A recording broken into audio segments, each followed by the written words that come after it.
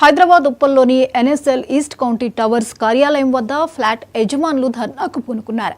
కొనుగోలు సమయంలో ఇచ్చిన రెమెడీస్ ప్రకారం వసతులు కల్పించడం లేదని ఆరోపించారు.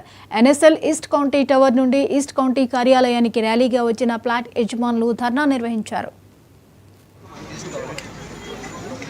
మన NSL East county residence start అయ్యి 1.5 year అయింది. స్టిల్ ఇంకా కూడా అన్ని చోట్ల లీకేజెస్ ఉన్నాయి. No water. పవర్ సప్లై కూడా కమర్షియల్ పవర్ సప్లై నడుస్తుంది ఇంకా స్టిల్. అదేవిధంగా అప్రోచ్ రోడ్ లేదు ఈ రోజు వరకు కూడా. 1.5 year అయినా కూడా రెసిడెన్సీ చాలా ఇబ్బంది పడుతున్నారు. స్విమ్మింగ్ పూల్ లేదు, కామన్ క్లబ్ హౌస్ లేదు.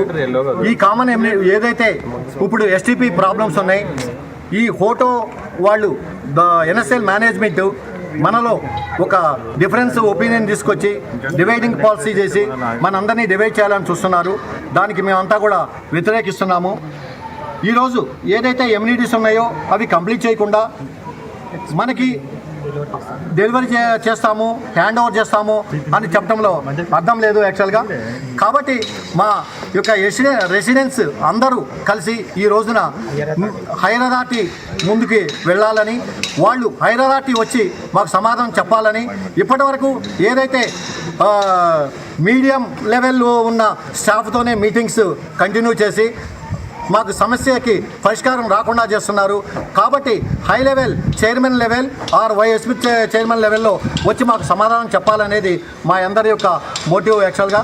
కాబట్టి ఈ సమస్యలన్నిటికీ పరిష్కరించి మా అందరికీ న్యాయం చేయాలనేది మా అందరి యొక్క కోరిక. లిటరలీ నేను ఒక వర్డ్ యూజ్ చేయాలనుకుంటున్నా. NSL is Dharavi, Bombay Dharavi. Because నా ఇంట్లో నేను ఫ్లాట్ తీసుకున్న నుంచి కూడా విపరీతమైన కంపు. అసలు నేను తీసుకున్నది ఎక్కడ నాకు అర్థం కాలేదు. మురికివాడన్నా తీసుకున్నానా ఇల్లు, లేకపోతే ఎన్ఎస్ఎల్లో తీసుకున్నానా? నాకు క్యాబ్ స్మెల్స్ లేవు, ఏది అసలు ఏ ఒక్క ఫెసిలిటీ కూడా వాడు ఇస్తా అన్నది ఏది ఇవ్వలేదు. This is not at all good. And మమ్మల్ని రోజు మార్నింగ్ నుంచి dust allergies.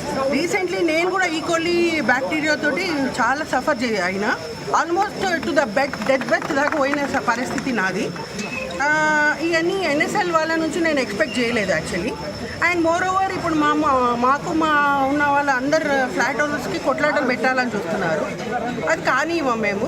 But the thing is, ఇప్పటికైనా కొంచెం ఎన్ఎస్ఎల్ వాళ్ళు టాప్ మేనేజ్మెంట్ వచ్చి మా రెసిడెంట్స్తో మాట్లాడి మాకున్న ప్రాబ్లమ్స్ అన్ని క్లియర్ చేయాలని నేను కోరుకుంటున్నా.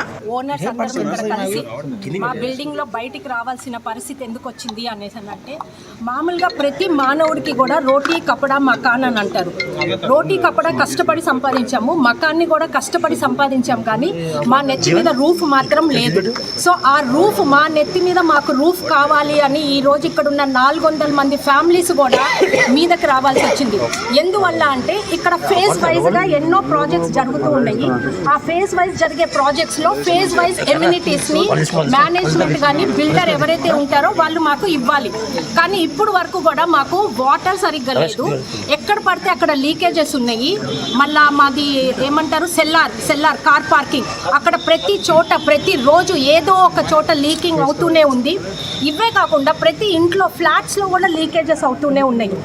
ఇవే కాకుండా ఎలక్ట్రికల్ ఛార్జెస్ కావచ్చు, ఇంకేదైనా కావచ్చు, మాకు ఇస్తాము అని అన్న ఎమ్యూనిటీస్ ఏదైతే వాళ్ళు అందమైన లోకం అని అన్నట్టుగా బ్రోచర్ని మాకు చూపెట్టారో, ఆ బ్రోచర్లో ఉన్న ఎమ్యూనిటీస్ ఏవి కూడా ఈరోజు